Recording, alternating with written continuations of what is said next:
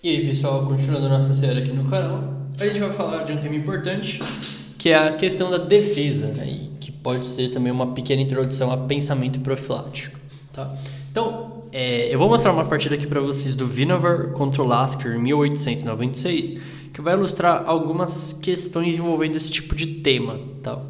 Então foi uma Rullops, Berlim, Roque, cavalo por E4, D4, bispo E7, Dama E2, tacando o cavalo, não vou entrar tanto nos méritos da abertura. Cavalo D6, bispo toma C6, D toma C6, D toma E5 e aqui cavalo B7. Né? Então, vamos tentar fazer esse exercício de avaliar a posição para a gente ir treinando. Né? Então, aqui, o rei das pretas ainda não rocou, né? Ele vai rocar no próximo lance, ok, beleza. Nosso rei aqui está bem seguro. Material tá igual, mas tem um desequilíbrio material, né? As pretas têm um par de bispos, mas, né, a gente vai ver que as brancas têm alguns elementos que compensam isso, né? Então, atividade das peças. Esse já é um elemento que compensa, porque a dama está ativa, né? O cavalo está numa casa normal. E as brancas têm mais espaço, né? Que aí entra na questão da estrutura de peões, né? As brancas têm mais espaço por causa do peão de E5. Consequentemente, vai ter mais casas para as peças. Então, e aí as peças das pretas, né? As pretas têm uma estrutura pior, né? Peões dobrados e isolados. O cavalo de B7 não está no jogo ainda, né? Porque ele ficou numa casa meio estranha. Então, aqui dá para argumentar que as brancas têm que jogar de maneira mais enérgica também, né? Então, mas aí veio o cavalo D4. Talvez aqui C4 fosse uma opção para ganhar mais espaço e restringir aqui e controlar algumas casas importantes na coluna D. Poderia ser uma opção. Então, cavalo D4, centralizando o cavalo. E aí veio o roque, né? Cavalo C3. Agora, uma opção que eu tinha pensado aqui era cavalo F5, justamente para já tomar o par de bispos das pretas, né? Tomar a única vantagem que as pretas têm aqui. Mas aí veio o cavalo C3, só desenvolvendo. Bispo C5, ativando o bispo. Cavalo F5. O rei das pretas pode ser um pouco vulnerável porque não tem uma peça menor em volta, então tem que ficar de olho nisso. Veio D5 atacando o cavalo, dama G4, bispo para F5, dama para F5. Só que aqui tem um pequeno problema, vamos tentar avaliar isso aqui de novo, né?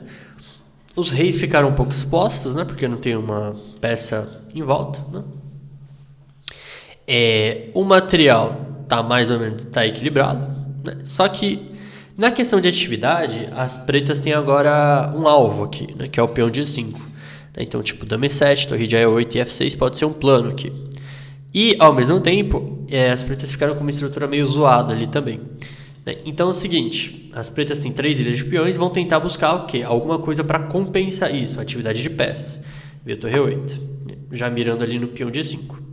Bispo F4, bispo D4, torre de F1. Então a ideia do bispo D4 era trazer uma peça que não está jogando no jogo, para jogar, cavalo C5, torre de AD1, e aí veio o bispo toma C3, B toma C3. Vamos tentar avaliar isso aqui de novo. Agora, tem os reis estão mais ou menos seguros, né?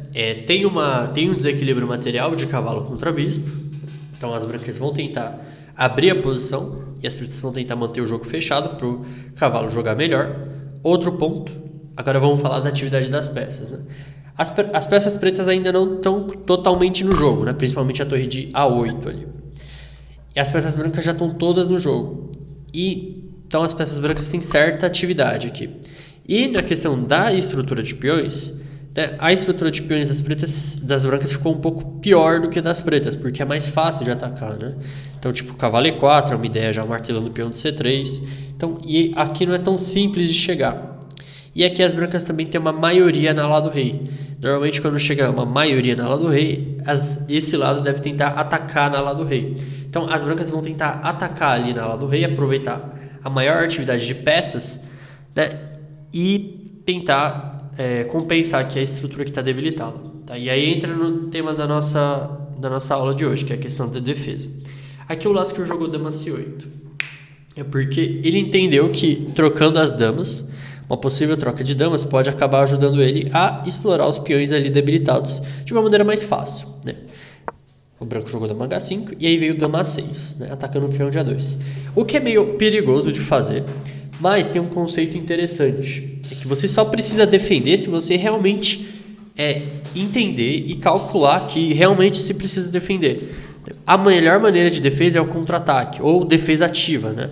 Então muita gente, quando o cara joga, sei lá, ele ameaça tipo dama H5, ele joga dama H5 aqui. Ah, a dama tá muito agressiva aqui, eu preciso me defender, né? Ele joga um lance como G6, que pode acabar debilitando ainda mais a posição, né? E sem necessidade.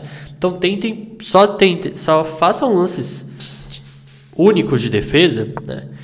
Se for realmente necessário. Então aqui no caso o branco não ameaçou nada, né? Então aqui o Lasker veio dama 6, atacou o peão de A2. E aí veio o torre 3, dama toma 2 aqui. Ele foi lá e tomou o peão. Ele não tem medo, sem medo, ele confiou no cálculo. E aqui ele tá certo, né? Porque o que acontece? Torre H3 ameaçaria mate, né?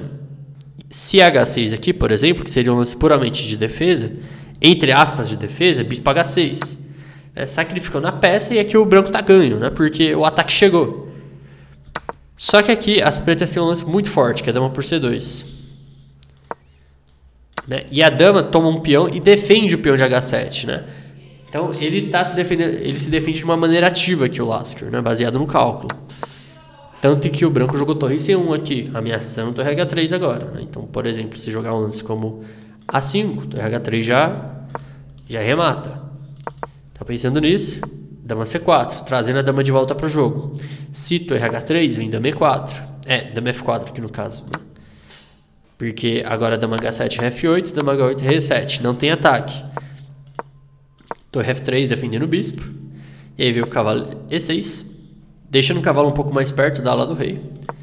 Bispo D2. Torre E7, defendendo o peão de F7. Então, tipo, G6 aqui poderia ser um lance, só que debilita de novo, né? Então o Lasker está tentando ao máximo evitar esse tipo de lance que debilita demais a posição, porque ele não tem mais o bispo de casas pretas, tem que ficar esperto com isso. Veio torre E7, torre H3 ameaçando o mate em H7, e aí defesa econômica, né? Veio dama E4, outra opção era cavalo F8, dama E4, F3, dama G6, oferecendo a troca de damas. E aqui entra outra coisa, né? As pretas estão com um peão a mais. Então as trocas de peças vão ajudar a valer ainda mais o material, né?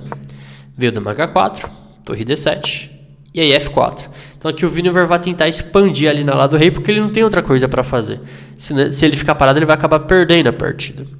Veio dama E4, G4 e aí cavalo F8, né? A ameaça das brancas era jogar lances como F5 aqui, poderia ser uma ideia, né? E aí se cavalo F8, E6. E aí a posição já não está tão clara assim, não?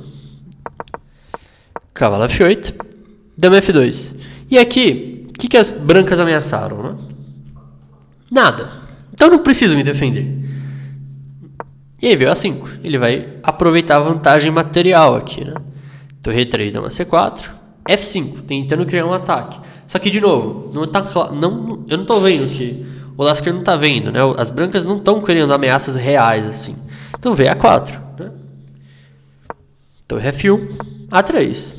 Torre E1, A2. O ataque das brancas simplesmente não acontece, né? Não chegou, não aconteceu. E aqui o peão das pretas está em A2 já. VH3, C5, Rei H2, D4, tentando abrir a posição para ativar o resto das peças. Dama F3, C6, defendendo a torre. E aí se dama toma C6, provavelmente leva um torre de D7. Né? E a promoção está quase virando inevitável. Veio E6, tentando explodir a posição, mas depois de peão por, cavalo por, as brancas simplesmente sacrificaram um peão em troco de nada. Veio dama C6, só que aí torre de D7 de novo, né? E o peão está promovendo. Torre A1, torre F8, torre E1. E aqui foi só questão do Lasker converter a vantagem mesmo, né? Que é entre a parte de técnica. Veio o cavalo D8, dama B6, torre de F7. E olha só quem vai levar ataque agora, né? Bispo G5, torre F2, depois rei G3, dama toma C3 e aqui as brancas abandonaram. Bom, mas aqui eu acho que essa partida ilustra muito bem alguns temas de, principalmente, a questão de não defender apenas se necessário, né? Quando o Lasker foi ali atrás dos peões, né? Ele calculou, então a gente sempre vai ter que prestar atenção nos recursos do adversário, o cálculo. A gente vai ter que ver o que o cara está fazendo, se é uma ameaça real. Se não for uma ameaça real, a gente não precisa ficar com medo, tá? Então aqui, claro, típico, erro típico aqui, ó, do RH3, se as pretas evitam a ameaça com H6, só que leva bispo H6, né? Então sangue frio, precisa ter muito sangue frio nessas horas, né? Porque dama C2 defende ali de longe o peão de H7, né? Então é uma defesa mais ativa. No geral vai ser muito melhor você tentar se defender de uma maneira mais ativa, de uma maneira mais enérgica. Porque é como se você pensasse assim, quando o cara te ataca, ele quer que você se defenda, né? Mas aí se você ignora o que ele está fazendo, ele vai se sentir incomodado. Tá? Então, torre C1 e aí dama C4 para trazer a dama de volta para o jogo. Então, uma defesa ativa, né? Ataca o bispo também. Torre F3 e aí cavalo E6. E aqui a gente viu como o Lasker tentou se debilitar o menos possível, né? Ele conseguiu manter os peões assim, né? Porque aí os peões aqui na terceira fileira eles sempre estão na melhor posição, deixou uma peça em volta e aí o ataque simplesmente não aconteceu, né?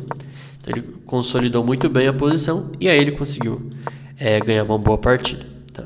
Então essa aqui é uma pequena introdução ao tema de defesa, tá? E ao mesmo tempo algumas ideias profiláticas. Espero que vocês tenham gostado desse vídeo e vejo vocês na próxima aula.